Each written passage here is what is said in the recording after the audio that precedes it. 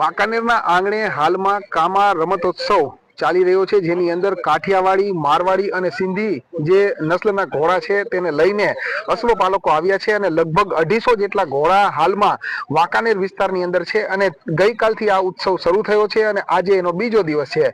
બીજા દિવસે એક વિશેષ પ્રકારની રેસનું આયોજન ઘોડાઓ માટે કરવામાં આવ્યું હતું, જેમાં ઘોડાની સાથોસાથ તેના અસવારની પણ પરીક્ષા થતી હોય છે અને આ જે રેસ હતી એ કઈ પ્રકારની રેસ હતી, તેમાં કઈ રીતે નક્કી કરવામાં આવે છે વિજેતાઓને, ઘોડાને કઈ રીતે ચેક કરવામાં આવતા હોય છે, તે તમામ બાબતોની માહિતી જાણવા માટે આપણી સાથે અત્યારે જે કામા હોર્સ સોસાયટી છે તેના સભ્ય છે શિવદત્તભાઈ, તેમની સાથે આપણે વાત કરવી છે. શિવદત્તભાઈ, આજે જે રેસ હતી એની વિશેષતા શું છે કે આમાં શું હોય છે અને કેટલા ઘોડાએ આમાં પાર્ટિસિપેટ કર્યું હતું? જી, 17મો કામા અશ્વ શો, જેમાં એન્ડ્યોરન્સ રાઇડનું આયોજન હતું 20 કિલોમીટરનું.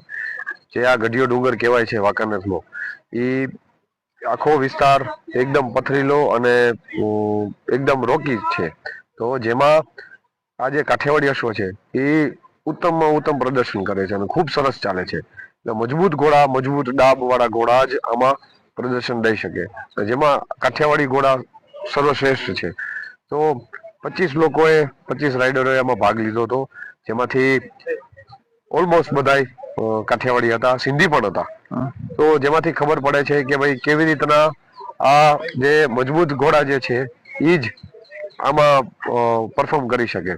જેમાં ઘોડાની હાર્ટબીટ ચેક કરવામાં આવે છે, ધબકારા ચેક કરવામાં આવે છે, જે 64 થી નીચે હોવા જોઈએ એની કેટેગરી છે. વેટરનરી ડોક્ટર્સ જે છે આપણી ટીમ, એ ચેક કરે કે ઘોડાને લંગડું પણ નથી, કે લેમનેસ નથી, ડિહાઇડ્રેશન નથી, પાણીની કમી ન હોવી જોઈએ, એવા વગેરે વગેરે વિગત હોય. એવું નથી આમાં કે પેલા જે આવી ગયા એ પેલા જીતી જાય, એવું નથી.